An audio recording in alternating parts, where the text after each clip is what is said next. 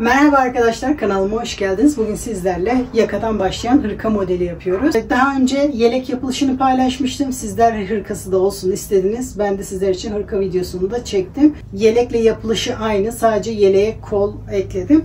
Şimdi bu videoda şapkalı, şapkasız, ara boy, kısa, kolları bu şekilde dar, daha bol, o şekilde de paylaştım. Videoda sırasıyla bütün aşamalarını gösterdim. Sizlerden ricam videoyu atlamadan izlersek bu detaylara hakim olmuş oluruz. İlk önce beden kısmı ve şapka kısmını anlattım. Video sonunda da kol kısmını anlattım. İlk önce bol olarak, sonra bu şekilde dar olarak paylaştım. Şu anda bu giydiğim benim dar. Beden büyük olduğu için kol kısmı biraz büyük oluyor. Bu kadar darlık da benim için yeterliydi. Daha fazla daraltmadım. Bunu dilerseniz videoda gösterdiğim şekilde daraltmak isterseniz daha da daraltabilirsiniz arkadaşlar. Ben iki türlüsünü de gösterdim.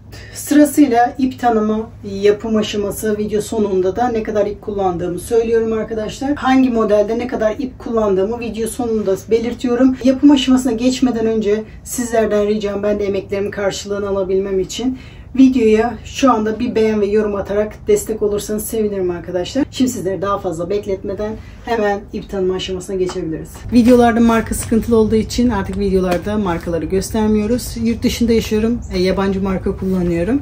Türkiye'de benzer ipleri buldukça açıklama kısmına eklemeye çalışıyorum. Sizler de bana yardımcı olabilmek için yorumlarda kullanılabilecek ipleri yazarsanız hem bana hem de izleyen arkadaşlarımıza çok faydalı olacaktır. İpin özelliği %100 akrilik arkadaşlar. Bunu istediğiniz ipleri kullanabilirsiniz. Sadece ipin biraz kalın olması gerekiyor. Eğer bu kalınlıkta bir ipi bulabilirseniz istediğiniz iple çalışabilirsiniz. İplere takılı kalmayın. Mesela şöyle bir şey göstereyim. Ben bu örneği aynı kalınlıkta bir kadife iple başladım. Onunla bile çok güzel duruyor. Eğer bu kalınlıkta akrilik ip bulamıyorsanız bu şekilde kadife iplerle de yapabilirsiniz. Bu kadife iplerden rahatlıkla bulabilirsiniz bu kalınlıklarla. Eğer bu kalınlıkta ip bulamıyorsanız ipinizi 2 kat ya da 3 kat yaparak da bu çalışmayı yapabilirsiniz. Modelin özelliği kalın iple çalışılması. Kalın iple çalışıldığı için güzel duruyor. Şimdi sizlerle birlikte ben de modele başlayacağım. Ne kadar ip kullandığımı da video sonunda göstereceğim. Oradan bakabilirsiniz arkadaşlar. İp bakarken bu ölçü ve gramajlar size yardımcı olabilir. 1 kilo ipte 941 metre ip varmış. Tığ önerisi 8 mm. Ben de 8 mm tığ kullanarak başlayacağım. Bu videoda ölçüleri ben kalın ipe göre vereceğim. İnce iple olan modeli bu videoya karıştırmayacağım arkadaşlar. Eğer bu videoya güzel bir beğeni, yorum gelirse arkadaşlar ince iple olanı da paylaşacağım. Bu başlayacağımız sayılar yetişkin için, çocuk için değil arkadaşlar. Bu yaka kısmı her beden için uygun arkadaşlar. Bunu aynı ölçülerde başlayıp herkes kendi beden ölçüsüne göre büyütecek kol altına kadar. O şekilde kendi bedenimizi bulmuş olacağız. Ama yaka sayısı her bedende aynı. Şimdi sizleri daha fazla bekletmeden hemen yapılışına geçebiliriz. Şimdi tığımı alarak modelime başlıyorum. Bu tığ düzenleyiciyi de daha önce videosunu paylaşmıştım. Oradan bakarak yapabilirsiniz. Şimdi ipimi alıyorum. İplerimi kullanırken genelde bu şekilde ortadan başlayarak başlıyorum. Şimdi zincir çekerek başlıyoruz. Çok sıkmadan bu şekilde zincir çekerek başlıyorum. Yaka kısmı için toplamda 55 zincir gerekli. 55 zincir yapıyorum.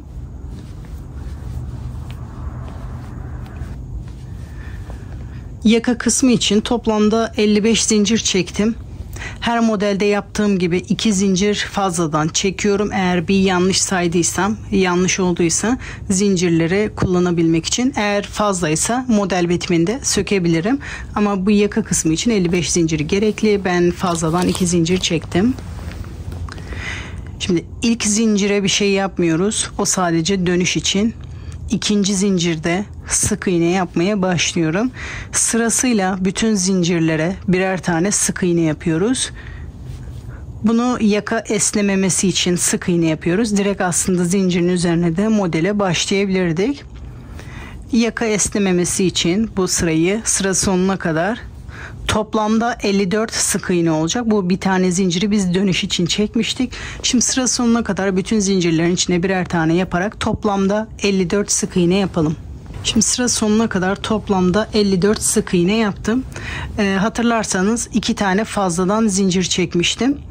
Onu da bu şekilde söküyorum.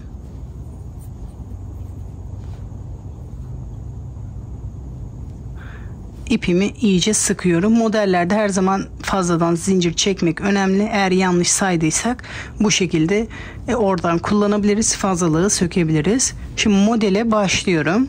4 zincir çekerek dönüş yapıyorum. 3 zincir trabzan yerine 1 zincir de ara zincir için toplamda 4 zincir çekiyorum. Sıramı dönüyorum. 3 zincir trabzan yerine bu trabzan buradaki sık iğnenin üzerine yapmış olarak sayıyoruz. Buna batmıyorum.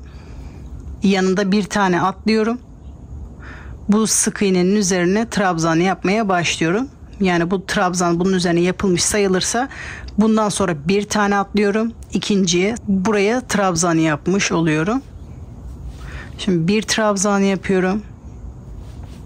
Sıradaki trabzana bir trabzan yapıyorum. Toplamda 3 trabzan yapıyorum. Bu yaptığımız işlem şu aralarda yaptığımız üçlü trabzanlar olacak. Tekrar bir zincir yapıyorum. Bir sık iğne atlıyorum. İkinci sık iğnenin üzerine 3 tane trabzan yapıyorum aynı boşluk içerisinde. Buralardan çoğaltma yapacağız. Arada 3 zincir. Sıradaki sık iğnenin aynı boşlukta da yapılabilir ama delik çok fazla büyük olduğu için aynı boşlukta yapmadım. Sayıları ona göre ayarladım. Sıradaki sık iğnede 3 trabzan yapıyorum. Buralar çoğaltma yerleri olduğu için bu şekilde yapıyoruz. Tekrar bir zincir, bir sık iğne atlıyorum. İkinci sık iğnede trabzan yapmaya başlıyorum. Bu şekilde üçlü trabzanlardan 2 sefer yapacağım. Sıradaki sık iğnede bir trabzan.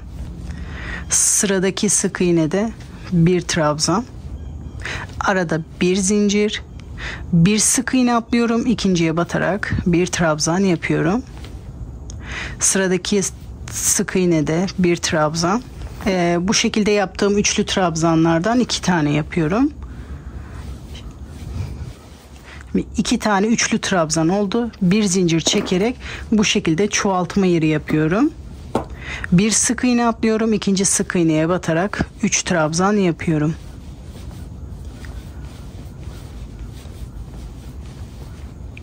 Üç zincir. Sıradaki sık iğnede 3 trabzan yapıyorum.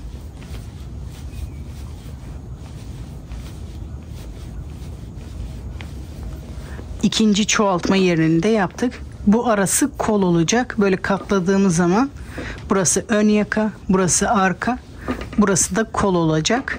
Şimdi tek kol tarafını yaptık. Şimdi arka kısmı yapıyoruz. Bir zincir, bir sık iğne atlıyorum, ikinciye batıyorum. Bu şekilde üçlü trabzanlardan 4 tane olacak. Bir zincir, arada bir sık iğne atlıyorum. İkinci sık iğnenin üzerine bir trabzan yapıyorum. Toplamda farklı sık iğnelerin üzerinde 3 tane trabzan yapıyorum. Bir zincir, bir sık iğne atlıyorum. İkinci sık iğnede trabzan yapmaya başlıyorum. Toplamda 3 trabzan yapıyoruz. Bir zincir, bir sık iğne atlıyoruz. İkinci sık iğnede trabzan yapmaya başlıyoruz. Toplamda 3 tane üçlü trabzan oldu. Dördüncüyü de yapıyorum. İkinci trabzan, üçüncü trabzan, bir sık iğne, bir sık iğne atlıyorum. İkinciye batarak buradaki çoğaltma işlemini yapıyorum. Aynı boşlukta 3 trabzan.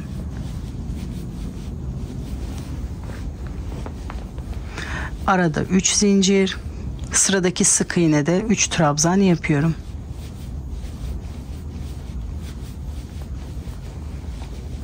Bir zincir, ikinci sık iğnede bir trabzan, yanındaki sık iğnede bir trabzan, 2 3 bir zincir, ikinci sık iğnede bir trabzan, 2 ve 3. Şimdi burada aradaki 2 tane üçlü trabzanı da buraya yaptık. Şimdi son çoğaltmayı yapıyoruz. Bir zincir, ikinci sık iğnede 3 trabzan yapıyorum.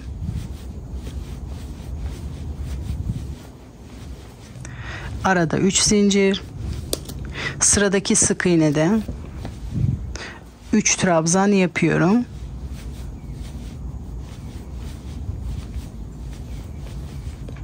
Bir zincir, bir sık iğne atlıyorum. İkinci de trabzan yapmaya başlıyorum. Toplamda 3 trabzan yapıyorum.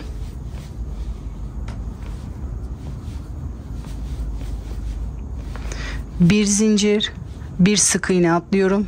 İkinci sık iğnenin tepesine batarak bir trabzan yapıyorum. Bakın başlangıçta bu şekilde bir trabzan, bir ara zinciri olarak başlamıştık. Biterken de bu şekilde bitiyoruz. Bir zincir, bir trabzan. Şimdi ikinci sıraya geçebiliriz. İkinci sıraya geçmeden önce sizlerden ricam, ben de emeklerimin karşılığını alabilmem için videoyu şu anda durdurarak bir beğen ve yorum yaparak destek olursanız sevinirim arkadaşlar. Şimdi kaldığımız yerden devam edebiliriz. 3 zincir, sıramı dönüyorum. İlk boşluk içerisinde 3 trabzan yapıyorum. Bu 3 zincir dönüş için şimdi normal bu aralardaki 3 trabzanı buraya yapıyoruz. 2 3, yani ilk zincirle toplamda 4 oluyor. Boşlukta 3 trabzan yaptım. Bir zincir, sıradaki boşlukta 3 trabzan yapıyoruz. Şimdi çoğalmaya başlıyor bu şekilde. Bir zincir yaparak köşeye geliyorum. Buradaki aynı işlemi oraya yapıyoruz. Tek tarafta 3 trabzan, aynı boşluk içerisinde 3 zincir, aynı boşluk içerisinde 3 trabzan daha yapıyorum. Çoğaltma işlemi bitene kadar burası hep aynı olacak. Bir zincir, boşlukta 3 trabzan yapıyorum. Aralarda hep bu şekilde 3 trabzan yapacağız. Çoğaltma yerlerinde büyütmek istediğimiz büyüklüğe kadar buralardan çoğaltacağız. Şimdi sıradaki boşlukta 3 trabzan,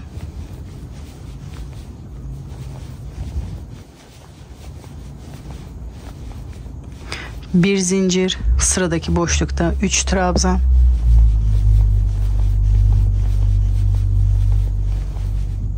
bir zincir, köşeye gelerek köşe işlemini yapıyorum. Çoğaltma işlemi. Boşlukta 3 trabzan, arada 3 zincir, aynı boşluk içerisinde 3 trabzan. İp kalın olduğu için hızlı gidiyor. Yapılışı da çok güzel, zevkli gidiyor. Umarım sizler de bu şekilde örerken keyif alıyorsunuzdur. Bir zincir çekerek bu aralarda 3'er tane trabzan yapıyoruz.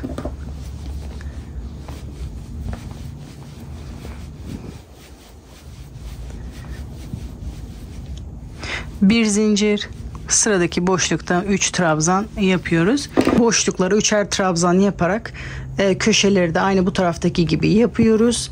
Burada sıra sonuna kadar yapıyoruz. Burası diğer tarafın aynısı. Videoyu uzatmamak için bu tarafı da örerken göstermeyeceğim. Bu taraftaki gibi sıra sonuna kadar yapalım. Bu tarafı da aynı başlangıçta yaptığım taraf gibi örerek sıra sonuna kadar geldim. Şimdi sıra sonunda da aynı yakanın diğer tarafındaki gibi 4 trabzan yaparak devam ediyorum. Şimdi bu son boşlukta 4 trabzan yapıyorum. 1 2 3, 4. trabzanı da buradaki 3. zincirin içine yaparak kaymayı önlüyorum. Direkt boşlukta da yapabilirsiniz ama bu şekilde yaparsanız bu kaymayı önlemiş olursunuz. Bu kenarda düzgün durur. Direkt boşlukta da yapabilirsiniz. Hiçbir sıkıntı yok. Yeni sıraya aynı bu ilk sırada başladığım gibi başlıyorum. 4 zincir, sıramı dönüyorum. Bu başlangıçlar hep aynı olacak. 4 zincir çekeceğiz. Bir sırada 4 zincir, bir sırada bu şekilde 4 trabzan yaparak devam edeceğiz. Şimdi sıradaki boşluğa gelerek 3 trabzan yapıyorum. 1 2 ve 3, bir zincir, sıradaki boşluğa gelerek 3 trabzan yapıyorum.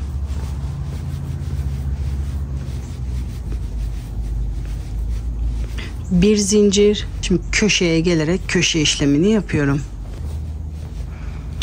Köşede köşe işlemini yapıyorum. 3 trabzan, 3 zincir, tekrar aynı boşlukta 3 trabzan yapıyorum.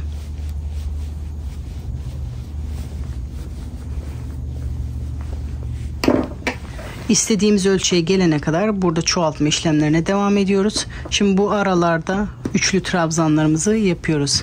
Aralarda bir zincir, sıradaki boşlukta 3 trabzan yapıyorum.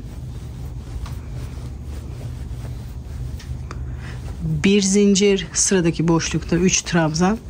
Bu şekilde köşeye kadar yapalım. Bütün boşluklara 3'er tane trabzan yaptım. Bir zincir çekip köşe işlemini yapıyorum. 3 trabzan, 3 zincir, aynı boşlukta 3 trabzan yapıyorum.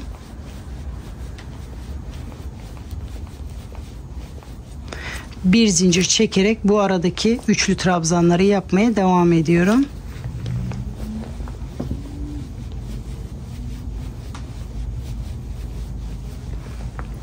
Burada da aynı bu bütün boşluklara bu şekilde üçlü trabzan yapıyoruz. Köşelere buradaki gibi köşeleri yapıyoruz.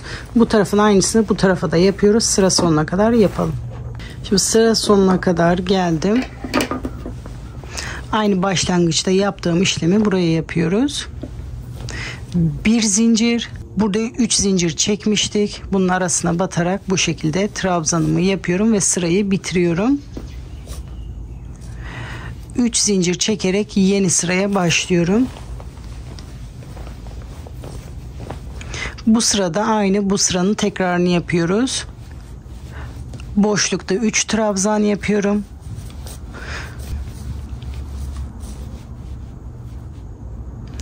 Arada bir zincir, sıradaki boşlukta 3 trabzan yapıyorum. Şimdi koltuk altına kadar buralar ve köşeler her sırada aynı. Sadece sıra başlangıcında 2 sıra var. Bir sırada bu şekilde, bir sırada bu şekilde yaparak koltuk altına kadar büyütüyoruz. Şimdi bunu köşeye kadar tekrar gösteriyorum. Ondan sonra tekrar bu kısımları göstermeye gerek yok. Koltuk altına kadar bu şekilde büyütüyoruz. Ondan sonrasına devam edebiliriz. Boşluklarda 3 trabzan, aralarda bir sık iğne, köşede 3 trabzan, arada 3 zincir, tekrar aynı boşluk içerisinde 3 trabzan yapıyorum.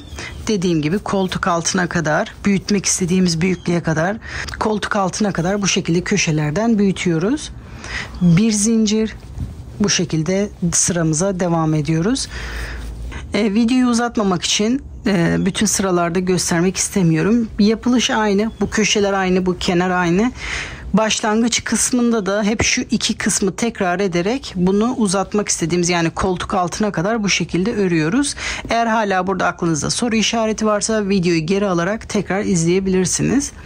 Şimdi bunu büyütmek istediğimiz büyüklüğe kadar büyütüyoruz. Onu da nasıl ölçü alacağımızı size göstermek istiyorum. Ördüğümüz parçayı bu şekilde omzumuza yerleştiriyoruz. Bu koltuk altına gelene kadar, ama koltuk altına gelene kadar deyince de böyle sıkı yapmıyoruz.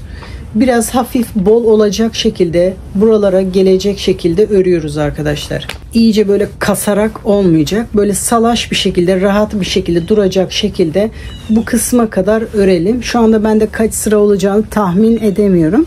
Şimdi bunu biraz örüp size tekrar nereye kadar ördüğümü, kaç sıra ördüğümü göstermek istiyorum. Bu sıralar sizin el sıklığınıza, kullandığınız ip kalınlığına, tığ numarasına göre bu sıralar değişiklik gösterebilir. Benim yaptığım sıralarda yapmak zorunda değilsiniz bu kısmı. Dediğim gibi siz kendi ölçünüzü alarak koltuk altında rahat duracak şekilde o duruma kadar örüyoruz. Bu model salaş bir model, öyle dar bir model örmüyoruz. Şimdi koltuk altına kadar örüp geliyorum. Şimdi ben bunu birkaç sıra daha ekledim. Bedenimi ölçüyorum. Şu şekilde koltuk altına doğru bakın tuttuğum zaman şu anda tam. Ama ben bunu hafif salaş istediğim için buna bir sıra daha ekleyip geliyorum. Burayı çok da büyük yapmayalım. Bu kol oyuntusu da çok fazla olmasın. Bu şekilde bedeninizi ölçerek kol altına bakın. Sizin için yeterliyse o ölçüye kadar örelim. Ben şimdi böyle tutunca kolu şu anda tam oluyor. Ben kolu biraz salaş istiyorum. O yüzden buna bir sıra daha ekleyip geliyorum. Ben bir sıra daha ekledim. Üzerimde ölçüyorum. Şu şekilde yerleştirdiğim zaman bakın koltuk altı da bu şekilde. Ne çok dar ne de çok bol oldu. İp ağır olduğu için model biraz da aşağı çektirecek. Bu kol oyuntusu çok fazla da büyük olmasın. Artık bunu kol kısmını örmüyorum şu anda. Beden kısmını örmeye devam ediyoruz. Şimdi beden ölçüsünü bu şekilde alıyoruz. Bundan sonra sadece alt beden kısmını örüyoruz. Kolu örmüyoruz. Kolu sonradan öreceğiz. Siz de bu şekilde ölçü alarak kendi beden ölçünüzü bulabilirsiniz arkadaşlar. Salaş istiyorsanız bu şekilde, eğer çok salaş istemiyorsanız mesela diğer sırada yaptığım gibi diğer sırada bırakarak şu anda yapacağımız beden işlemini yapabilirsiniz. Bu şekilde herkes kendi beden ölçüsüne göre rahatlıkla örebilir arkadaşlar. Şimdi beden kısmı örmeye başlayabiliriz. Şimdi ben istenilen ölçüye kadar ördüm. Kaç sıra örmüşüm? Toplamda 10 sıra örmüşüm. Bu sizin bedeninize göre, kullandığınız ipe göre, tığa göre bu sıra farklılık gösterebilir. Az önce gösterdiğim gibi ölçü alırsanız sizin için daha iyi sonuç olacaktır arkadaşlar. Benim yaptığım sıralarda yapmak zorunda değilsiniz. Çünkü kişiye özel çalışıyoruz. Herkes kendi ölçüsüne göre yapıyor. Belki yaptığınız ip bir tık ince olabilir. Bunu 10 sıra değil de belki 13-14 sıra yaparsanız belki bu ölçülere gelecek. O yüzden dediğim gibi sıralara takılı kalmayalım. Bedenimizi ölçerek bu şekilde ölçü alalım. Şimdi artık istediğimiz ölçüye geldiğimize göre bu kol kısmını örmüyoruz. Kol kısmı da nasıldı? Şöyle katlayınca. Bakın şu kısım kol kısmı. Bu ördüğümüz ilk kenar ön beden. Ondan sonraki kenarı böyle ucuca birleştirdiğimizde burası kol oluyor. Kolu şimdi örmeye devam etmeyeceğiz. Beden kısmını örmeye devam edeceğiz. Başlangıç aynı. Burada bir değişiklik yok. Bu sırada bitmişim trabzanlı kısımda. 4 zincir çekerek normal sıraya dönüyorum. Köşeye kadar normal sıralarda ördüğüm örgüyü örüyorum. Boşluklarda 3 trabzan.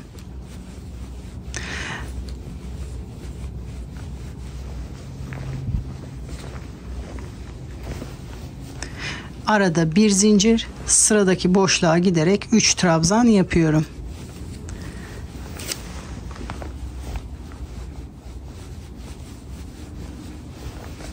Bu şekilde bütün boşluklara örerek bu son boşluğa kadar yapalım.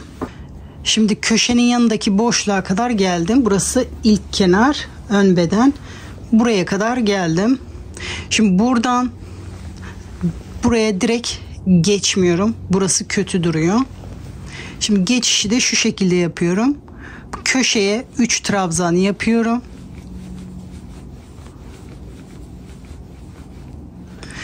Bir zincir çekiyorum. Bakın bu aradaki boşluğa yapmıyorum. Diğer köşeye geliyorum. Bakın şu anda bu köşeyi yaptım. Bu kol kısmına hiçbir şey örmüyorum. Direkt bu köşeye gelerek örmeye devam ediyorum. Bakın burası kol kısmı. Buraya örmüyoruz. Bu köşeye bir tane üçlü trabzan yaptım. Bir zincir. Diğer köşeye gelerek 3 trabzan yapıyorum. Sonrasında normal sıraya devam ediyorum. Bir zincir. Sıradaki boşlukta 3 trabzan.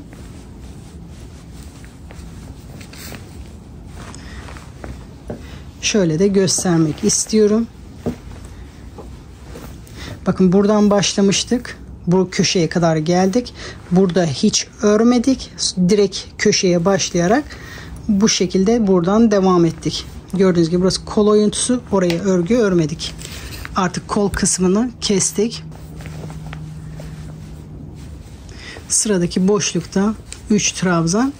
Bu kısımlar aynı. Diğer köşeye kadar örüyoruz. Şu anda burası sırtı oluyor. Şu anda sırt kısmını örüyoruz. Bu köşeye kadar örelim. Bu kısımlarda tekrar göstermeye gerek yok. Bir zincir boşlukta 3 trabzan, köşeye kadar bu şekilde örelim. Koltuk altı burasıydı. Bu şekilde geldim. Köşeye kadar ördüm. Şu anda burası da kol.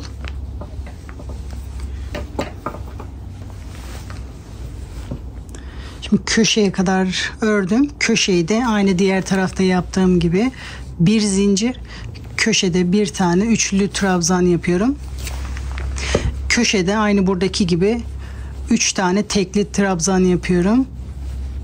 Köşede de aynı buradaki gibi 3 tane trabzan yapıyorum. Bir zincir çekiyorum. Bakın burası kol. Buraya örmüyorum. Direkt bu köşeye 3 tane trabzan yapıyorum.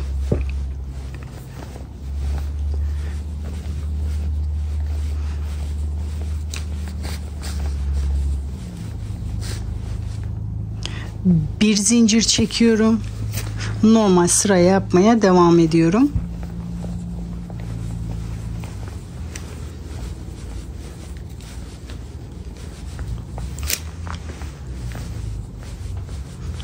Bir zincir boşluklarda 3 trabzan yaparak sıra sonuna kadar yapalım. Sıra sonuna kadar geldim. Burayı da bir zincir yapıyorum.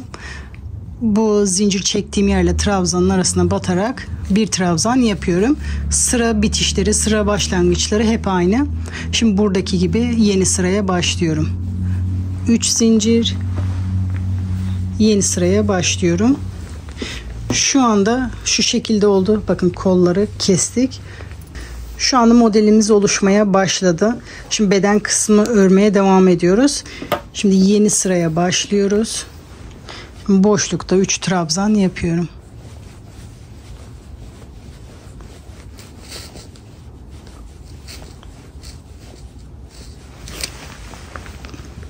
Bir zincir, sıradaki boşlukta 3 trabzan yapıyorum. Şimdi bu sıra sonuna kadar hep aynı işlemi yapıyoruz artık. Bir zincir, boşluklarda 3 trabzan yapıyoruz.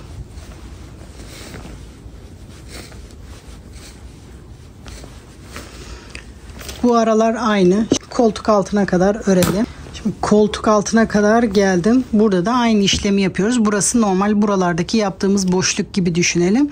Bir zincir, boşlukta 3 trabzan yapıyorum.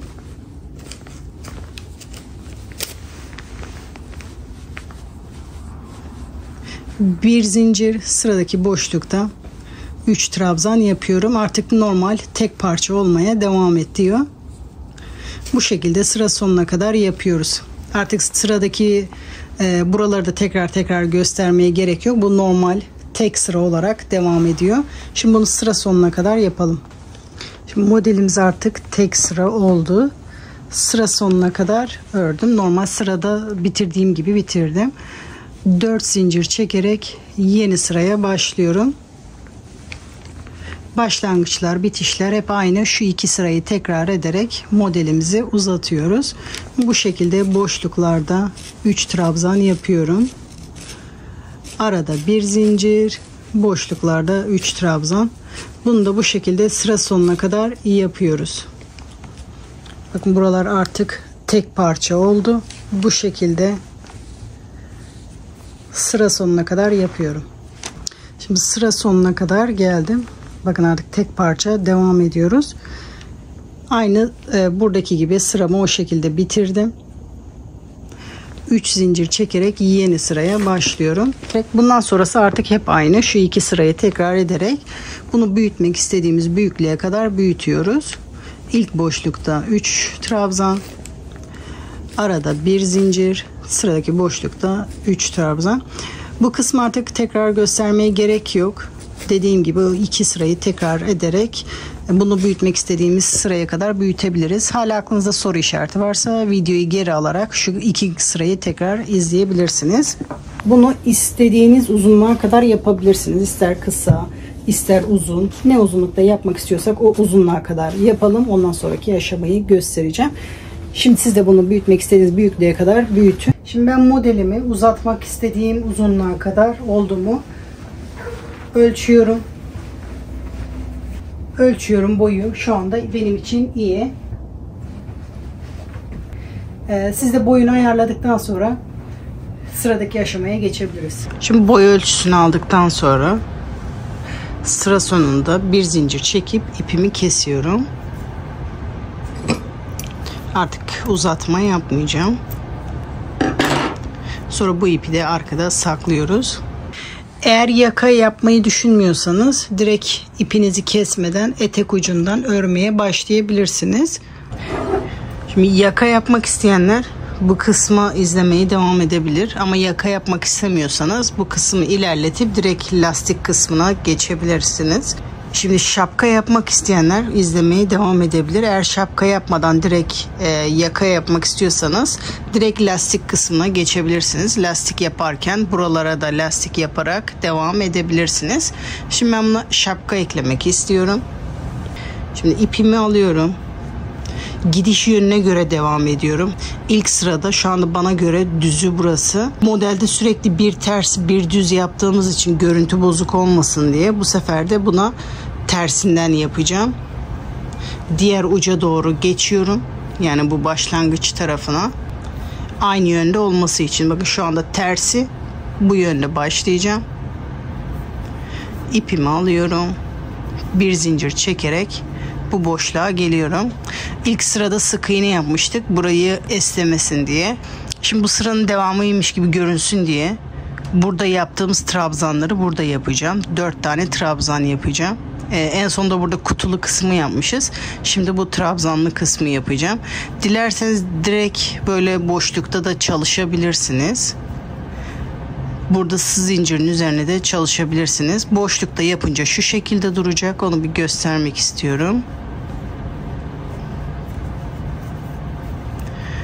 4 trabzan olacak ilk zincirle birlikte.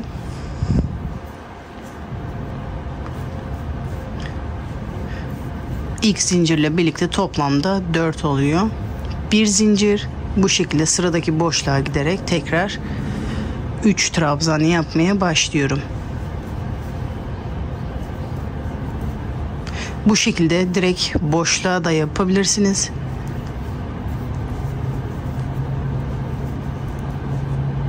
Böyle duracak.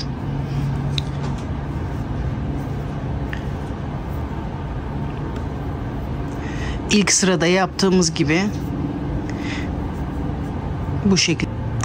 bu şekilde zincirin oraya da yapabiliriz. Hangi görüntü daha hoşunuza gidiyorsa o şekilde ilerleyebilirsiniz. 3 zincir aynı boşluk içerisinde 3 trabzan daha yaparak toplamda 4 yapıyorum.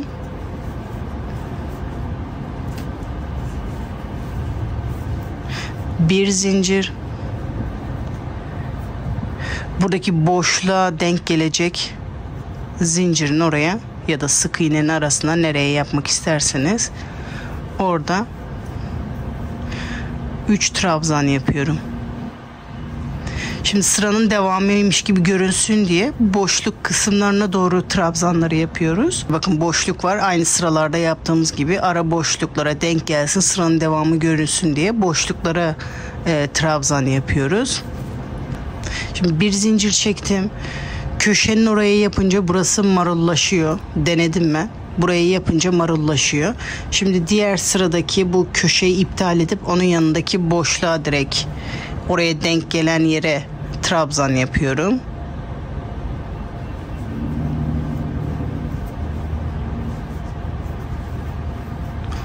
Üç trabzan aynı boşlukta.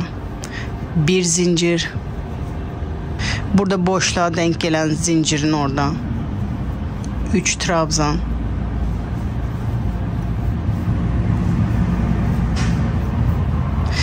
Bir zincir. Burada ara boşluğa denk gelen zincirin orada 3 trabzan yapıyorum.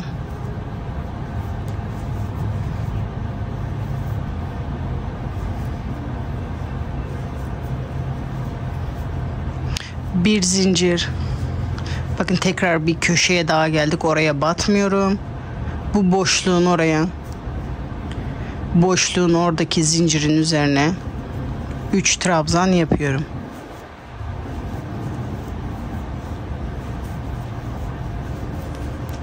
Bir zincir, boşluğun oradaki zincirin oraya 3 trabzan yapıyorum.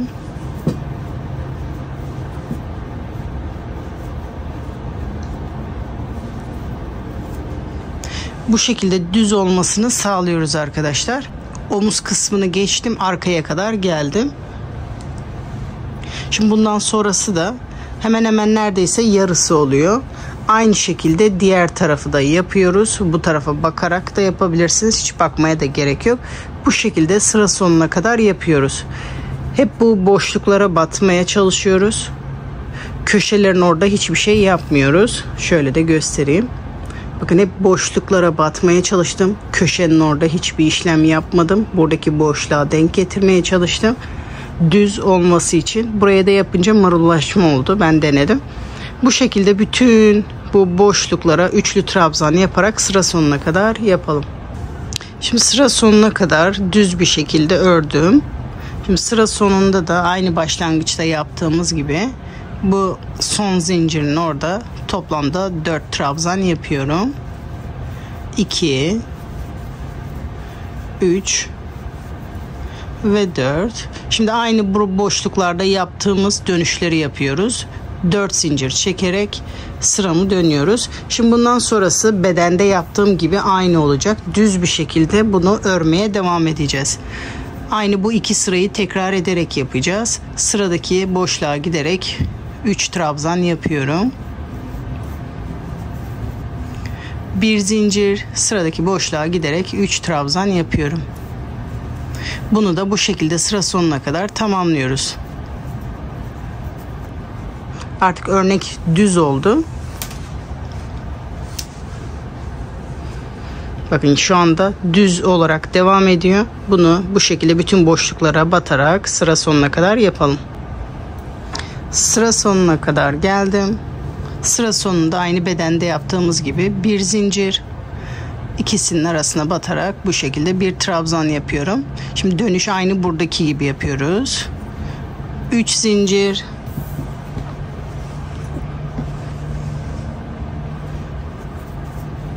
boşlukta 3 trabzan daha yaparak 3 zincirle toplamda 4 trabzan olmuş oluyor. Bakın 1 2 3 4, arada bir zincir, sıradaki boşluğa 3 trabzan yapıyorum. Şimdi burası bedende yaptığımız gibi aynı şekilde yapıyoruz. Hep şu iki sırayı tekrar ederek bunu büyütmek istediğimiz büyüklüğe kadar büyütüyoruz. Bu şapka kısmında ne kadar büyütüyoruz? Bunu örüyoruz. Hani üzerimize giyip kafamızın üzerine gelene kadar bu kısmı örüyoruz. Toplamda kaç sıra olacağını şu anda ben de bilmiyorum. Bunu giyip kafamın tepesine gelene kadar bu sırayı örüyorum. Şimdi hep birlikte oraya kadar örelim. Sonra birleştirme kısmına geçelim. Hala aklınızda soru işareti varsa videoyu geri alarak bu iki sırayı tekrar izleyebilirsiniz. Bunu da sıra sonuna kadar tamamlıyorum. Bunu da yapmak istediğim yere kadar yapıp geliyorum. Şimdi ben bunu bayağı ördüm. Ölçüyorum. Kafamın üstünü tam kapatmıyor. Bir sıra daha istiyor. Ben buna bir sıra daha ekleyip geliyorum. Siz de bu şekilde ölçü alarak şapkanızı ayarlayabilirsiniz arkadaşlar. Şimdi bir sıra daha yapıp geliyorum. Şapkamı benim ölçülerime göre ördüm. Şu anda tam bana göre oldu. Toplamda 15 sıra örmüşüm. Tabi bu sizin ipinize göre farklı olabilir. Bu kısım isteğe bağlı. Burayı isterseniz ipinizi uzun kesip dikebilirsiniz. İsterseniz iz sürüme de yapabilirsiniz. Burada ilk yaptığım zincirin tepesine batarak iz sürme yapmaya başlıyorum. Tek teline batarak iz sürme yapıyorum. Şu anda bunun tepesine batmış olduk. Bir yanındaki trabzanın tepesine batıyorum. Diğer trabzanın da benden taraftaki teline batarak ikisinin içinden ipimi geçiriyorum. Sonra ilmeğin içinden geçiriyorum. Arka telinden, diğer parçanın da benden taraftaki telinden bu şekilde iz sürme yapıyorum. Bir tel oradan, bir tel karşıdan. Bu şekilde ilmeğin içinden geçirerek böyle de iz sürme de yapabilirsiniz. Eğer bu görüntü hoşunuza gitmiyorsa dikebilirsiniz de. İkisi de oluyor. Şimdi ben bunu sıra sonuna kadar birleştiriyorum.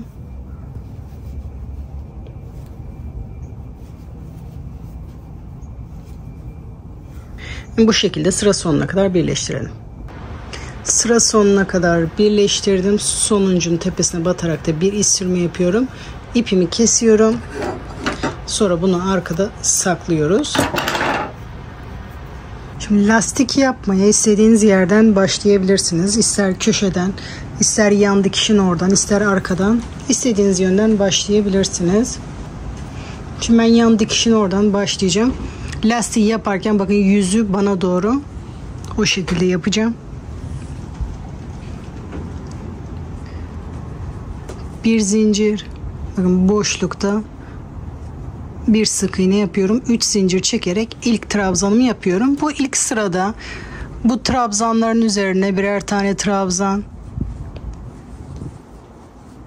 boşluklara birer tane trabzan. İlk sırayı bu şekilde yapıyoruz lastik yaparken. Köşeye kadar bu şekilde yapalım. Hepsinin üzerine birer tane, boşluğa birer tane.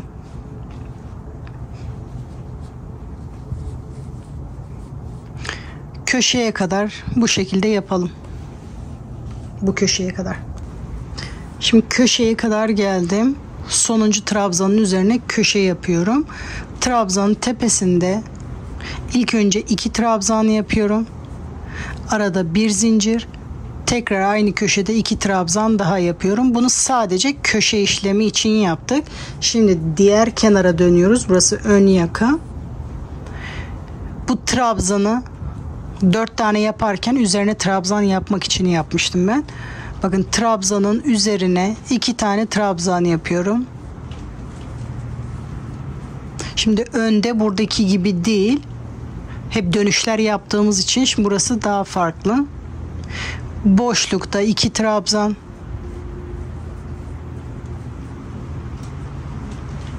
Bakın bu son trabzanın üzerine 2 trabzan yapıyorum.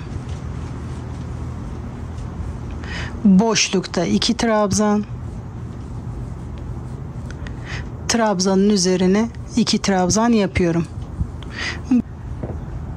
Bu şekilde şapkaya kadar örüyorum. Şapkada da aynı işlemi yapacağız. Bakın şapkanın kenarı da aynı. Buraya kadar aynı işlemi yapalım.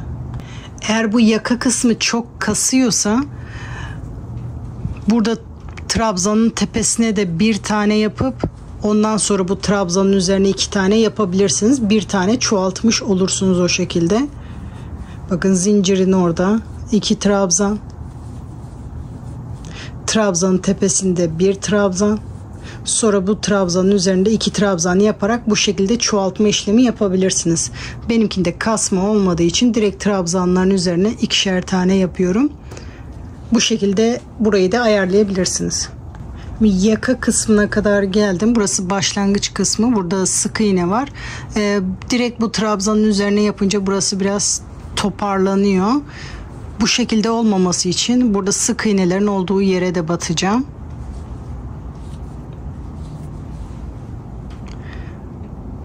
Bakın burada zincirin olduğu yere bir trabzan yapıyorum. Ondan sonra buradaki trabzana devam ediyorum. Burayı arayı toparlamak için yaptım. Şimdi kapşon kısmına başlıyoruz. Orası da aynı bedendeki gibi. Zincir ve trabzan olan yerlere bu şekilde 2'şer tane trabzan yapıyorum. Birleştirme noktasına kadar bu şapka kısmını da aynı şekilde yapıyorum. Şapkanın birleştirme noktasına kadar geldim. Sıradaki bakın bu trabzanlı olan yere trabzanımı yaptım. Trabzanın üzerine bu şekilde trabzan yapmaya devam edersem ortası çok boşluk kalıyor. Şimdi bu ortada bir sıra yok. İz sürümü vardı şu birleştirme noktasında. Gördüğünüz gibi 2 telleri birbirine birleştirmiştim. Şimdi bu tellere birer tane daha trabzan yapıyorum. Sıradaki teline de bir trabzan. Sonra normal sırada yaptığımız işlemi yapıyorum. Trabzanların üzerine 2'şer tane trabzan yaparak devam ediyorum.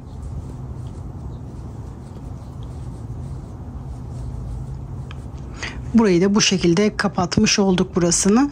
Şimdi yarıya kadar geldik. Bakın yan tarafta başlamıştım. Ön tarafı yaptık.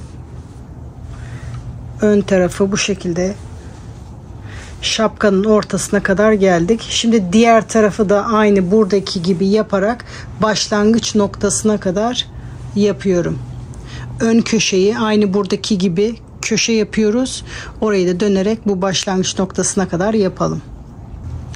Diğer köşenin, bakın zincir olarak burası. Diğer tarafta normal trabzanda, burada zincir. Aynı köşe işlemini burada zincirin tepesine yapıyorum.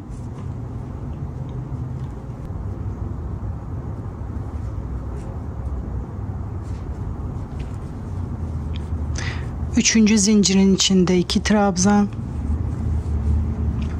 bir zincir, tekrar 2 trabzan yapıyorum. Sonra normal trabzanların üzerine birer tane trabzan yaparak başlangıç noktasına kadar yapıyorum. Sıra sonuna kadar geldim. Bu trabzan tepesine batarak sıramı birleştiriyorum.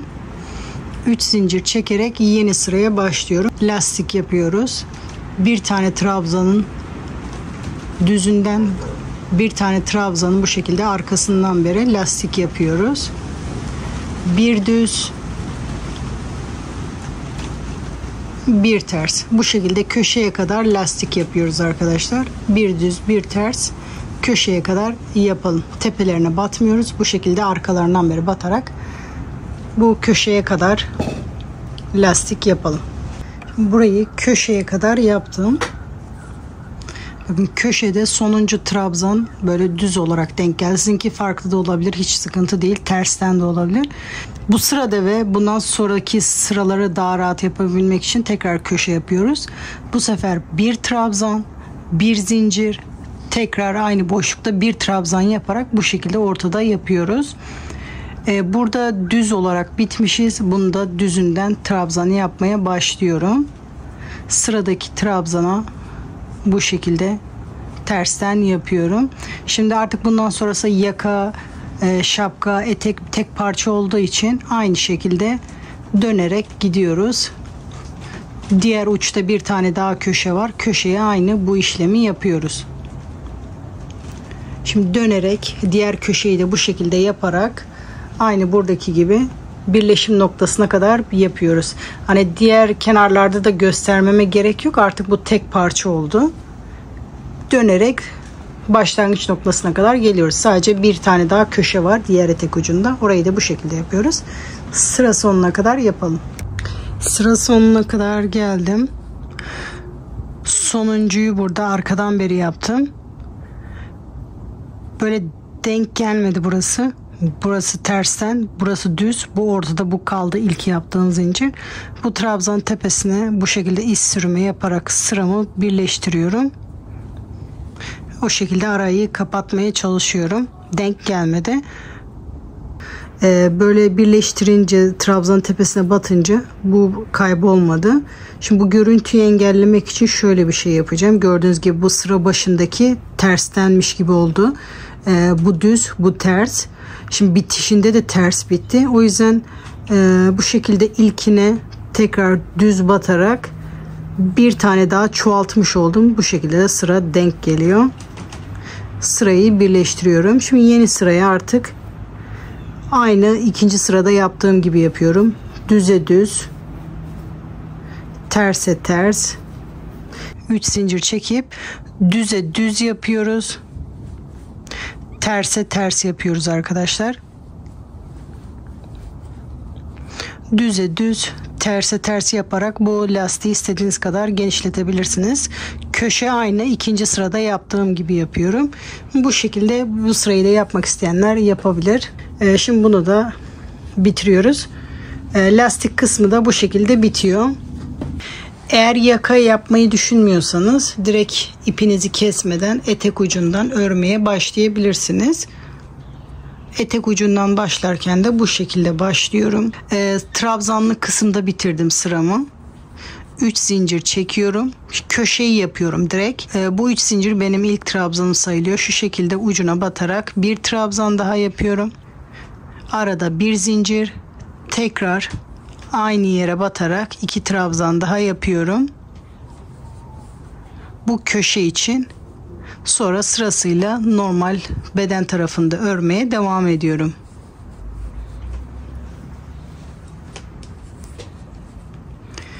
Boşlukta 2 trabzan.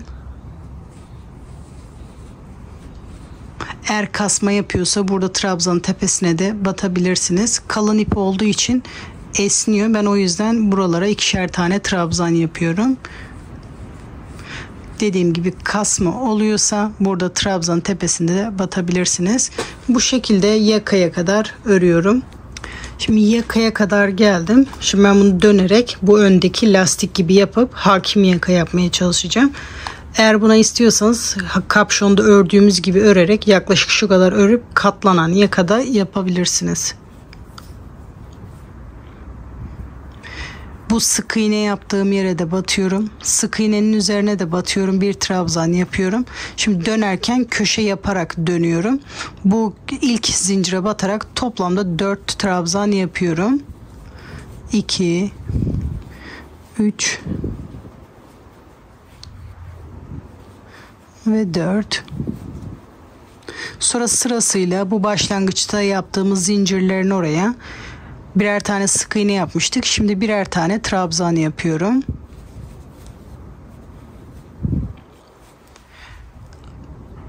Her zincire birer tane trabzan yapıyoruz. Çoğaltma, eksiltme yapmıyorum.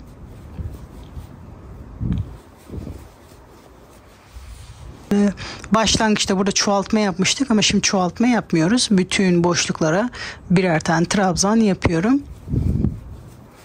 Bu şekilde bütün yakan etrafını bu şekilde yapıyoruz. Diğer köşeyi de bu şekilde 4 trabzan, sık iğnenin üzerinde bir tane. Sonra aynı bu ön yaka olarak devam ediyoruz. Diğer tarafı da aynı. Yakayı sonuna kadar aynı şekilde yapıyoruz. Köşeyi de buradaki gibi 4 tane. Sonra sık iğnenin de üzerine birer tane yaparak diğer ön yakayı da bu şekilde devam ediyoruz. Sonra etek ucunu da yapıp burada birleştiriyoruz. Sıra sonuna kadar yapalım. Yakayı komple ördüm. Yakanın diğer tarafına da aynı köşeyi yaptım. Ön tarafı da ördüm. Etek ucuna kadar geldim. Etek ucunu da aynı başlangıçtaki gibi yaptım. Şimdi bu etek ucu kısmı da aynı diğer modeldeki gibi bütün trabzanların üzerine ve zincirlerin oraya birer tane trabzan yaparak sıra sonuna kadar yapıyorum. Burası benim başlangıcım. Yani sıra sonunda burası, bu köşeye kadar yapıyorum. Etek ucunu komple yaptım. Başlangıç noktasına kadar geldim. Sıramı birleştiriyorum. 3 zincir çekerek başlıyorum. Bu bunun tepesindeymiş gibi sayıyoruz. Bu trabzanın bu şekilde arkasından yaparak başlıyorum. Lastik kısmı aynı diğer modeldekiyle aynı. Köşede bir trabzan, çoğaltma işlemi yapıyorum. Bir zincir, tekrar aynı boşlukta bir trabzan yapıyorum. Burada arkasından yaptığım için bunun da arkasından beri yapıyorum. Sonra sırasıyla bir ters bir düz devam ediyorum. Bundan sonrası diğer modelle aynı. Bir ters bir düz, bu şekilde yapmak istediğimiz sıraya kadar yapıyoruz.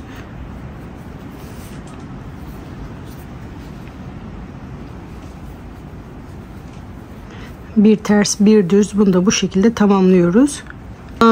Düğme eklemek istiyorsanız düğme de ekleyebilirsiniz.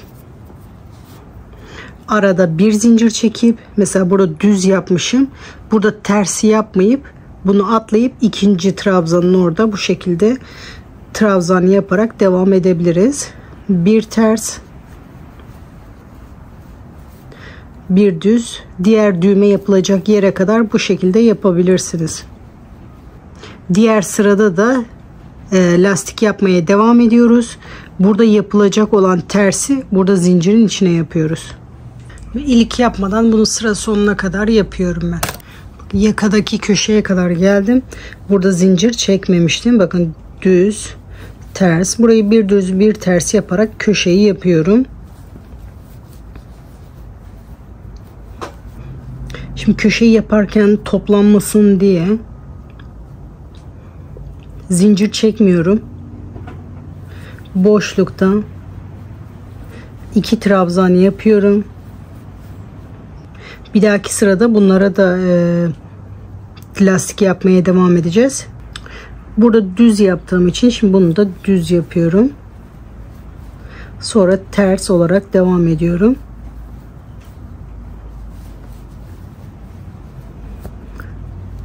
bir düz bir ters olarak devam ediyorum arkadaşlar. Bu şekilde yakayı da komple aynı şekilde yapıyoruz. Bu ön tarafı da aynı şekilde yapıyoruz, diğer tarafın. Etek ucunu da aynı şekilde bir ters bir düz yaparak buraya kadar yapalım. Şimdi sıra sonuna kadar geldim. Böyle birleştirince, trabzanın tepesine batınca bu kaybolmadı.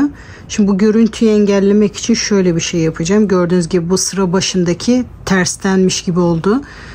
Bu düz, bu ters. Şimdi bitişinde de ters bitti. O yüzden bu şekilde ilkine tekrar düz batarak bir tane daha çoğaltmış oldum. Bu şekilde de sıra denk geliyor. Sırayı birleştiriyorum. Şimdi yeni sıraya artık aynı ikinci sırada yaptığım gibi yapıyorum. Düze düz, terse ters. Köşeyi de nasıl yaptıysam o şekilde yapıyorum. Burada zincirli köşe yapmıştım. Yakada öyle yapmadım. Çok sivri olmasın diye. Buna ters. Bu şekilde bir düz bir ters olarak devam ediyorum. Bu kısmı isteğe bağlı olarak yapabilirsiniz. Şimdi ben 3. sırayı da ekleyeceğim. Sıra sonuna kadar geleceğim. Bundan sonrası hep aynı bir düz bir ters olarak devam edeceğiz. Yaka kısmındaki köşede de aynı şekilde. Bakın bu ters, düz. Diğer sırada çoğaltma yaptığımı ters yapıyorum. Kasma olmasın diye tekrar boşlukta 2 trabzan yapıyorum. Bunları ters. Bu şekilde düz yaparak devam ediyorum. Şimdi bu benim son sıram olacak. Burada dilerseniz aynı diğer sıradaki gibi çoğaltma ya da daha iyi görünsün istiyorsanız bu şekilde de çoğaltma işlemi yapabilirsiniz. 2 tane çoğaltmam gerekiyor ki burası iyi dönsün. Kasmadan dönsün diye. Bu tersten yaptığım trabzanın düzünden de yaparak lastik yapmaya devam edebiliriz. Tekrar diğer sıradaki çoğaltma olan trabzana bir ters, bir düz,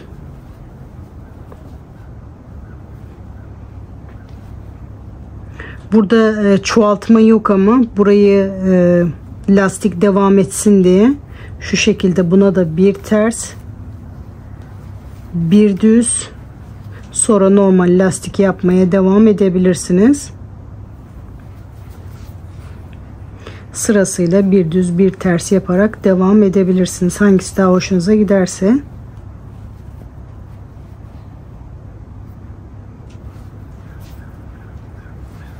Son sırayı bu şekilde de yapabilirsiniz.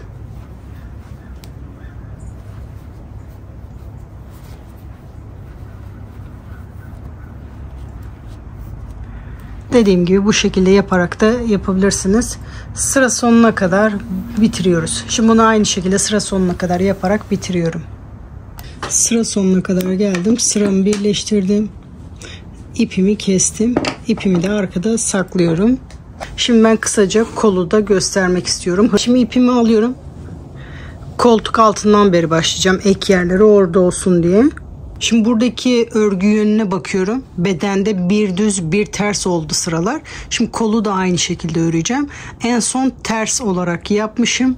Şimdi bu yönde yapmam gerekiyor. Yani son sıranın tersi bana doğru olması gerekiyor. Çünkü yaparken şimdi yüzü o tarafa doğru olacak. İpimi alıyorum. Bir zincir atıyorum. Şimdi boşluklara batarak yapacağız. Bakın koltuk altında burada 2 zincir arasına trabzan yapmıştık. Şimdi bu ikisinin arasında boşlukta ipimi sabitleştiriyorum. 3 zincir çekerek modele başlıyorum. Bu ilk trabzanım. Boşluk içerisinde 2 trabzan daha yaparak toplamda 3 olmasını sağlıyorum. 3 oldu. Bir zincir çekerek sıradaki boşluğa gidiyorum. Yani köşe bedeni yaparken köşe olarak görünen yer.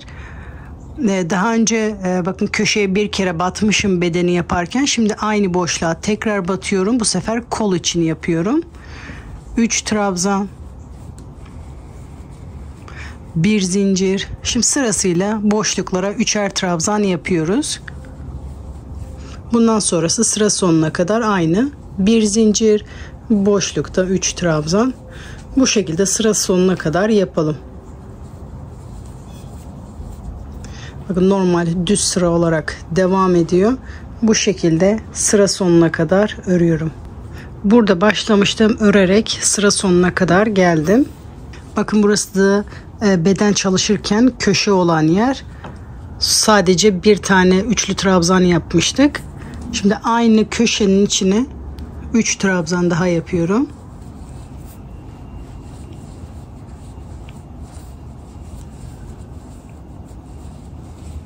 Bakın son batma yeri kaldı. Bir zincir. Kol yerini bıraktıktan sonra arada bir zincir yapıp oraya trabzan yapmıştık. Şimdi bu trabzanın diğer yanına da 3 trabzan yapıyorum. Şu anda yaptığım yeri daha iyi göstermek için diğer kol altını göstermek istiyorum. Bakın böyle köşeden köşeye batıp bedeni öyle yapmıştık. Bu boşluğa bir trabzan yapmıştık.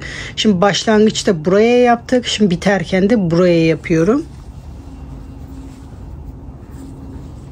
Az önce gösterdiğim yer burası. Burada da 3 trabzan yapıyorum.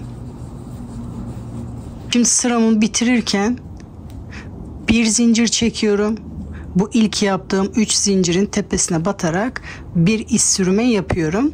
Şimdi bu şekilde devam edersek kol hep aynı yönde olacak. Şu anda dönerek gittiğimiz için hep aynı yönde gidersek bu trabzanlarımız hep aynı yönde olur. Bedenle uyumlu olması için, bakın beden bir düz bir tersti. Onunla uyumlu olması için şimdi diğer yöne dönüyorum. Dönerek gitmiyorum, tersine gidiyorum. Bakın şimdi düzü bu tarafta olacak. 3 zincir çekerek başlıyorum. Boşlukta 3 trabzan yapıyorum. Artık bundan sonrası kolay. Hep boşluklara bu şekilde yapıyoruz. Kol yapımı da kolay oluyor. Bedenle uyumlu olması için bunu yapmamız iyi olacak. Dönerek yaparsak aynı bedendeki gibi sıralarımız hem bir düz bir ters olacak. Şimdi bu sırayı da bu şekilde sıra sonuna kadar tamamlayalım. Sıra sonuna kadar geldim. Sıra bitimi aynı. Bir zincir. Burada ilk yaptığımın 3. zincirine batarak iz sürme yapıyorum. Sıramı birleştiriyorum. Yeni sıraya 3 zincir çekerek başlıyorum. Şimdi kolu yaparken hep aynı olacak. Başlangıçla bitiş kısımları aynı. Hep aynı sırayı tekrar ederek bunu büyütmek istediğimiz büyüklüğe kadar büyütüyoruz. Bir zincir. Sıradaki boşlukta 3 trabzan yapıyorum. Bunu da bu şekilde sıramı tamamlıyorum. Bu kol boyunu uzatana kadar bu şekilde örüyoruz. Boyun da nereye kadar olmasını istiyorsanız oraya kadar yapabilirsiniz. Lastik yapmayı düşünüyorsanız ne kadar lastik örecekseniz o lastik mesafesi bırakarak oraya kadar örüyoruz. Yaklaşık 2 parmak kalınlığında lastik örecekseniz bileğe 2 parmak kalana kadar, yani buraya kadar örelim. Ondan sonra lastik kısmına geçebiliriz. Şimdi bunu uzatmak istediğimiz uzunluğa kadar uzatalım. Bakın yavaş yavaş kolumuz burada oluşmaya başladı. Ben kolunu da yapmak istediğim uzunluğa kadar yaptım. Şimdi bir tek lastik kısmı kaldı. Lastiği ekleyeceğim. Bu şekilde sizler de bu şekilde lastiksiz yapmak isterseniz bu şekilde lastiksiz de yapabilirsiniz. Şimdi bu uç kısmına geçebiliriz. Şimdi lastik yapmadan önce ilk önce bu kol kısmını biraz daraltmam gerekiyor koluma göre. Şu anda kazağım buralara kadar geldi. Şimdi son sırayı lastik yapmadan önceki son sırayı yapıyorum. Normalde aralarda birer tane zincir çekiyorduk. Son sırada zincir çekmeden direkt sıradaki boşluğa giderek 3 trabzan yapıyorum. Hiç zincir çekmeden sıradaki boşluğa giderek 3 trabzan yapıyorum. Son sırayı da bu şekilde yapıyoruz. Bunu da sıra sonuna kadar bu şekilde yapalım. Sıra sonuna kadar da geldim. Arada hiç zincir çekmediğimiz için direkt sadece birleştiriyorum. Şimdi bu son sırada hafif toparlamış olduk ama hala benim bu kol kısmını daraltmaya ihtiyacım var. Çok bol olduğu için hepsinde kesme yaparak bu kısmı daraltacağım. Eğer sizinki bu kadar bol değilse, şu kadar falan mesafe varsa 2 tane de bir kesebilirsiniz. Onu buradaki mesafeye göre ayarlamanız gerekiyor. Şimdi bu sırada diğer yöne doğru dönmeme gerek yok. Artık lastik kısmında da diğer yönüne doğru dönmemize gerek yok. Şimdi kesme işlemi yaparken sık iğne yaparak kesme işlemi yapacağım. Bu benim ilk trabzanımdı bu zincir. Onun tepesinden batıyorum. Yanındaki trabzanın tepesinden çıkıyorum. Bir sık iğne yapıyorum. Normalde sık iğne yaparken nasıl yapıyorduk? Bu şekilde tepesine batıp sık iğne yapıyorduk. Ama bunda kesme işlemi yaptığım için bu trabzanın tepesinden tığımı geçiriyorum. Sıradaki trabzanın tepesinden çıkıyorum. İpi alıyorum. Bir sık iğne yapıyorum. Her trabzanın üzerine bir işlem yapıyoruz. Şimdi bunun tepesine battık. Ona batmıyoruz. İkinci trabzanın tepesinden batıyorum. Sıradaki trabzanın tepesinden çıkıyorum. İpimi alıyorum. Bir sık iğne yapıyorum. Bakın bunun tepesine de battık. Şimdi bunun tepesine batıyorum. Buradan batıyorum. İkincisinden çıkıyorum. Bu şekilde sık iğnemi yapıyorum. Ben hepsini de kesiyorum. Eğer sizinki bu kadar büyük değilse, mesela şu anda kesme işlemi yaptık. Bir kesme, sıradakine bir normal sık iğne, sonra bunların tepesine batarak kesme işlemi yapabilirsiniz. Bir sık iğne, bir kesme, böyle bir sık iğne, sonra bir kesme. Eğer o kadar da çok bol değilse, mesela 2 tane normal tek sık iğne yapıp üçüncüyü kesme olarak yapabilirsiniz. Bunu siz kendi bileğinize göre, yaptığınız örgüye göre ayarlıyorsunuz. Benimki çok aşırı bol olduğu için hepsinde kesme işlemi yapıyorum.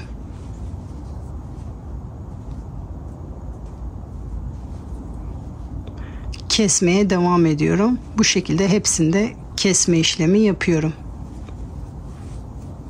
Eğer hala bol geliyorsa sıradaki sırada da bir sefer daha kesme ihtiyacı olabilir. Bu şekilde kesme işlemine devam ediyorum. Bunu sıra sonuna kadar yapıyorum. Şimdi sıra sonuna kadar geldim.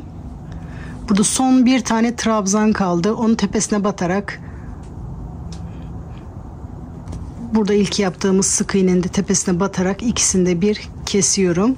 Sonra sıradaki sık iğnenin tepesine batarak bu şekilde bir iz sürümü yapıyorum. Sıramı birleştiriyorum. Şimdi benim kol kısmı bayağı daraldı. İkinci bir kesme işlemine gerek kalmadı benim.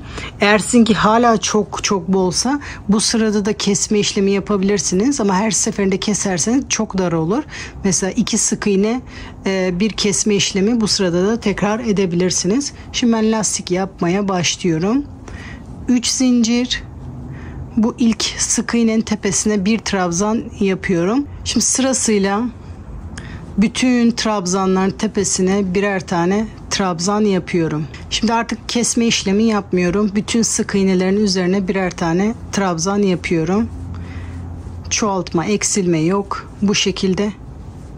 Bu sırada sık iğne ile kesmek hem burayı tok tuttu, hem de çok fazla esnemeyecek, hem de kesmiş oldu. Bu şekilde bütün trabzanların tepesine birer tane trabzan yaparak sıra sonuna kadar yapalım. Sıra sonuna kadar geldim. Bu ilk yaptığım trabzan tepesine batarak sıramı birleştiriyorum. Şimdi 3 zincir çekiyorum. Tığımı doluyorum. Şimdi lastik yapmaya başlıyoruz. Lastik yaparken trabzanların tepelerine batmıyoruz. Bu şekilde çevresinden beri batıyoruz. Şimdi benden taraftan tığımı geçiriyorum. İpimi alıyorum.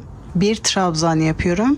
Şimdi sıradaki trabzanı da aynı şekilde yapacağız. Bu sefer tersinden yapıyoruz. Lastiği bir düz bir ters yapacağız. Şimdi sıradaki trabzanın arkadan beri bu şekilde tığımı geçiriyorum. İpimi alıyorum. Bir trabzan yapıyorum. Bu şimdi ters. Şimdi düz yapıyorum. Sıradaki trabzana benden taraftan bu şekilde bir trabzan. Sıradakini ters, arkasından beri bu şekilde trabzanımı yapıyorum. Bu sırayı bu şekilde bir düz bir ters yapıyoruz. Bir düz bir ters. Bu sırayı bu şekilde tamamlayalım. Bir düz bir ters. Çoğaltma, eksiltme yok. Bu şekilde sıra sonuna kadar yapıyoruz. Sıra sonuna kadar geldim. Sıradaki trabzanın benden tarafta trabzan yapıyorum.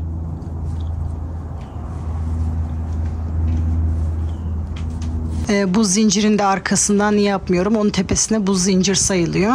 Bu ilk trabzanın tepesine bu şekilde batınca zaten hafif arkada kalıyor. Lastikmiş gibi görünüyor. 3 zincir çekerek yeni sıraya başlıyorum. Bu diğer sırada nasıl yaptıysak aynı şekilde yapıyoruz. Düze düz, terse ters yapıyoruz. Bunun düzünden arkasından beri trabzan. Diğer sırada yaptığımız ters olanın arkasından beri bu şekilde lastiğimizi yapıyoruz. Bu düzdü, düz. Bunu düz yapıyorum. Sıradaki diğer sırada ters diye onu da ters yapıyoruz. Bu şekilde bunu da sıra sonuna kadar yapalım. Sıra sonuna kadar geldim. Trabzanın tepesine batarak sıramı birleştiriyorum. Bu lastik genişliği sizin isteğinize bağlı olarak yapabilirsiniz. Bu şekilde 3 sıra yapmak istiyorsanız 3 sıra, daha fazla eklemek istiyorsanız aynı bu son sırayı yaptığımız gibi ekleyebilirsiniz.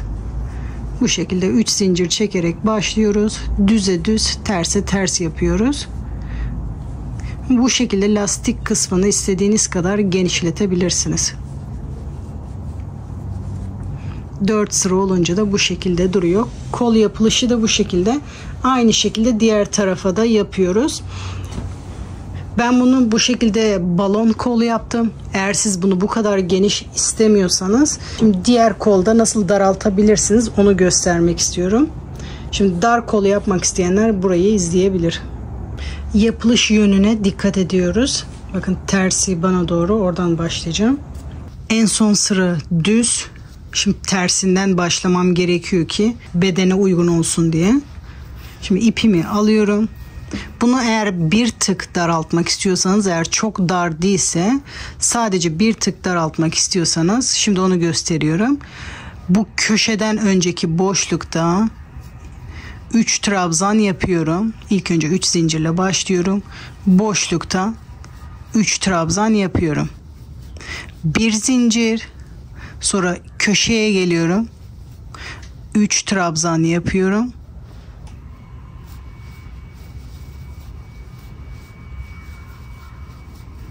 Bir zincir. Normal kolu yaparken buralara batmıştım. Şimdi oraya batmıyorum.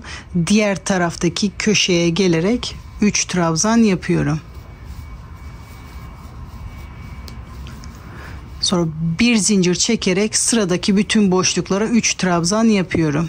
Bu sadece çok az daraltmak isteyenler için.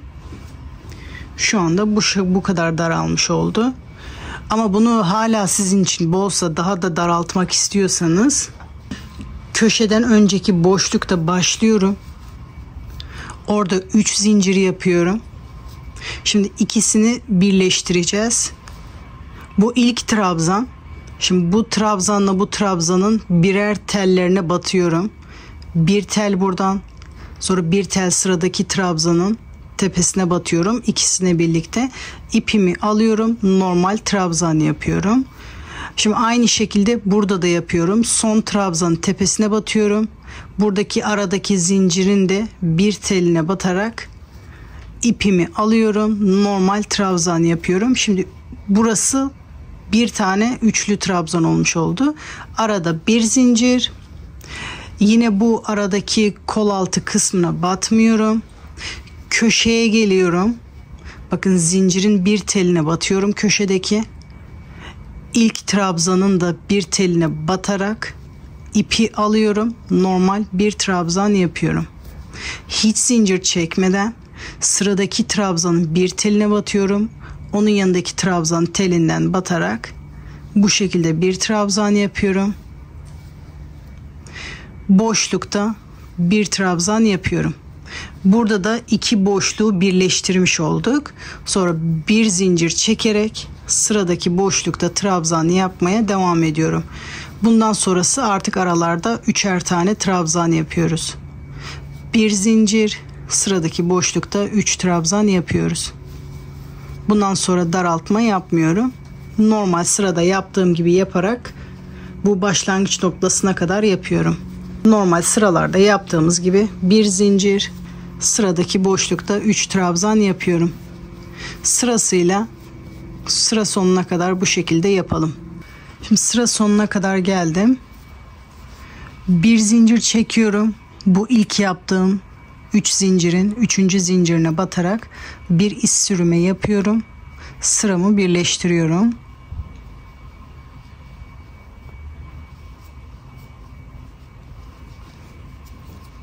Bu şekilde sıramı birleştiriyorum. 3 zincir çekerek yeni sıraya başlıyorum ve sıramı dönüyorum. Bedenle uyumlu olması için bir ters bir düz yapıyorum burayı da. Bakın burayı gördüğünüz gibi daralmış oldu. Normalde hem buraya batıp hem de buraya batıp kol yapıyordum. Bir de bu boşluklara batınca da çok fazla genişliyordu. Şimdi o genişlemeyi önlemek için bu şekilde yaptık. Şimdi sırasıyla boşluklarda 3'er tane trabzan yapıyoruz. Bundan sonrası diğer kolla aynı. Bir zincir, sıradaki boşluğa geçerek 3 trabzan yapıyorum. Artık daraltma yapmıyorum bu sırada. Bir zincir, sıradaki boşlukta bu şekilde trabzan yapmaya devam ediyorum. Sıra sonuna kadar yapalım. Burada da boşluklarda yapacağım. Onu da göstereceğim. Buraya kadar yapalım. Bu daraltma yaptığım yere kadar geldim. Bir zincir, sıradaki boşluğa gelerek 3 trabzan yapıyorum.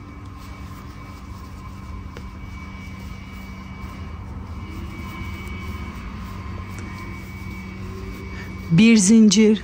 Bakın şimdi koltuk altına geliyorum. İkisinin arasındaki daraltma yaptığım yerler. Arada 3 trabzan yapıyorum. 2 ve 3.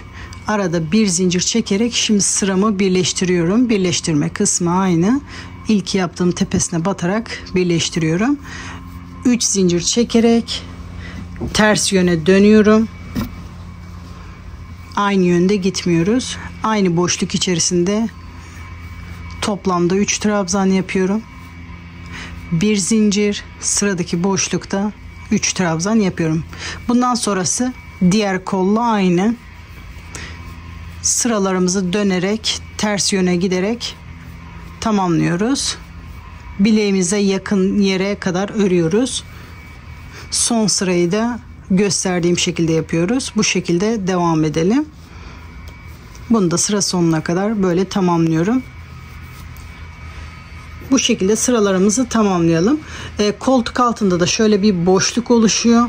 Bunu dilerseniz bu şekilde bırakabilirsiniz, dilerseniz tutturabilirsiniz, dilerseniz komple dikebilirsiniz. Sıra sonunda da kol bitiminde de göstereceğim nasıl yaptığımı. Şimdi bunu da bu bileğe yakın yere kadar örelim. Son sırayı da zincirsiz şekilde yapalım. Dar olan kolu da yapmak istediğim uzunluğa kadar yaklaştım. Son sırayı aynı diğer koldaki gibi şu zincirsiz olmadan yapacağım. Şimdi son sırayı yapıyorum. Aralarda zincir çekmeden son sırayı da ekledim. Gördüğünüz gibi bu diğeri kadar çok bol değil. O yüzden her sırada kesmeyeceğim. Şimdi buna lastik yapmaya başlamadan önce kesme işlemi yapmamız gerekiyor. Kesme işlemi yaparken de diğerinde her trabzanın üzerinde kesme işlemi yapmıştık. Şimdi bunda o kadar kesme ihtiyacı olmadığı için bir tane sık iğne yapıyorum bir trabzanın üzerine. Şimdi ikinci trabzanın üzerinden batırıp ikincisinden çıkıyorum. Bir kesme işareti yapıyorum. Sıradaki trabzanın üzerinde bir normal sık iğne, sıradaki trabzandan batıp ondan sonrakinden çıkarak bu şekilde kesme işlemi yapıyorum. Yani bir tane normal sık iğne bir trabzanın üzerinde, sonra diğer trabzanların üzerinde de bir kesme işareti. Bir normal sık iğne, bir kesiyorum. Bu sırayı bu şekilde tamamlıyorum. Bir normal sık iğne, bir kesiyorum. Bu şekilde ayarlıyorum. Eğer sizinki bu kadar çok bol değilse 2 normal sık iğne bir kesme de yapabilirsiniz. Sıra sonuna kadar yapıyorum. Sıra sonuna kadar geldim. Bir iz sürme yaparak sıramı birleştiriyorum. Kolumu geçirip bakıyorum. Şu anda gayet iyi. Lastik yapınca da bir tık daha toparlanacak. Şimdi lastik yapmaya başlayabiliriz. Lastik kısmı da diğer kolla aynı. 3 zincir çekerek başlıyorum. Bütün sık iğnelerin üzerine birer tane trabzan yapıyorum. Bu ilk sırada sadece bu şekilde bütün sık iğnelerin üzerine birer tane trabzan yapıyorum. Kesme, çoğaltma yok. Bu şekilde bütün sık iğnelerin üzerine birer tane trabzan yaparak sıra sonuna kadar yapalım. Sıra sonuna kadar geldim. Trabzanın tepesine batarak bir iz sürme yapıyorum. Sıramı birleştiriyorum. Şimdi ikinci sırada diğer kolla aynı. Şimdi bu lastik yapılışı diğer kolla aynı. Hiçbir değişiklik yok. İkinci sırada ilk trabzanın düzünden beri yapıyorum. İkinci trabzanın tersinden beri bu şekilde trabzanların arkasından beri lastik yapıyoruz. Tepelerine batmıyoruz. Bu şekilde arkalarından beri bir düzünden yapıyoruz. Sıradaki trabzanın da bu şekilde tersinden beri yapıyoruz. Tepelerine batmıyoruz lastik yaparken. Şimdi bir düz, bir ters, bir düz, bir ters. Bu sırayı da bu şekilde tamamlıyoruz. Şimdi sıra sonuna kadar geldim. Sıra sonunda ikisi de ters oldu. Bu şekilde denk geldi. Diğer kolda öyle denk gelmemişti. Şimdi buna direkt trabzan tepesine batarak bu şekilde iz sürme yaparak da birleştirebilirsiniz. Bu görüntü sizi rahatsız ediyorsa şu şekilde de burayı düzeltebilirsiniz. Bu son yaptığım trabzanın üzerine ters yapmıştım. Şimdi bir tane de düz yaparak sırayı devam ettirmiş oluruz. Şimdi bu düz, bu zincirde ters oluyor. Trabzanın tepesine batarak da bu şekilde birleştirebilirsiniz. Burada bir tane çoğalmış oluyor ama lastikte devam etmiş oluyor. Bu şekilde bu görüntüyü de engelleyebilirsiniz. Şimdi yeni sıraya aynı diğer koldaki gibi 3 zincir yaparak başlıyorum. Şimdi diğer sırada düze düz, terse ters yapıyoruz. Diğer sırada ne yaptıysak aynısını yapıyoruz. Bu şekilde ben 3 sıra lastik yapacağım. Siz isteğe bağlı olarak daha fazla da yapabilirsiniz. Bu son sırayı tekrar ederek bu lastiği uzatmak istediğiniz uzunluğa kadar uzatabilirsiniz.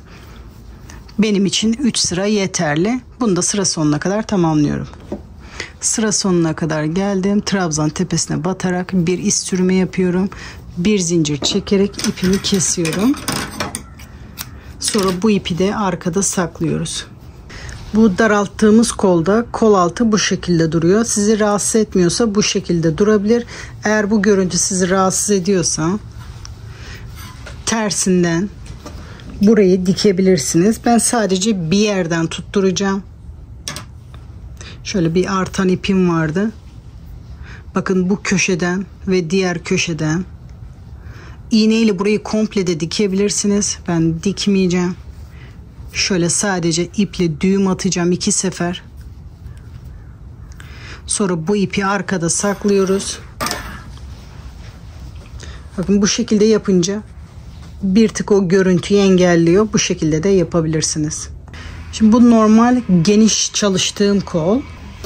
Bu da daralttığım kol. Size arasındaki farkı göstermek istiyorum. Bakın kol bu kadar daralmış oldu. Siz de ona göre hangisini yapmak istiyorsanız o şekilde yapabilirsiniz. Hem şapka hem kollar hem de bu lastik kısmı bayağı ip yiyor. Bu ara boyda bir modeli yapabilmek için yaklaşık 1200 metre ip kullandım. Yakasız ve kısa olan hırka için 960 metre kadar ip gitti. Modelin yapılışı bu kadar arkadaşlar. Umarım sizler de yaparken keyif almışsınızdır. Sizler hangi modeli daha çok beğendiniz çok merak ediyorum. Ben en çok bu ara boyu beğendiğim için videoyu onunla sunmak istedim. Umarım sizler de beğenmişsinizdir. Benim favori olan hırkam bu. Sizlerin fikirleriniz önemli. Sizlerin hangi modeli daha çok beğendiniz yorumlar kısmına yazarsanız gelecekteki videolarda bu benim için bir avantaj olur. Ben de ona göre videolar yapmaya çalışırım. Umarım bu video sizler için faydalı olmuştur. Yapacak arkadaşlara kolay gelsin diyorum. Sıradaki videolarda görüşmek üzere.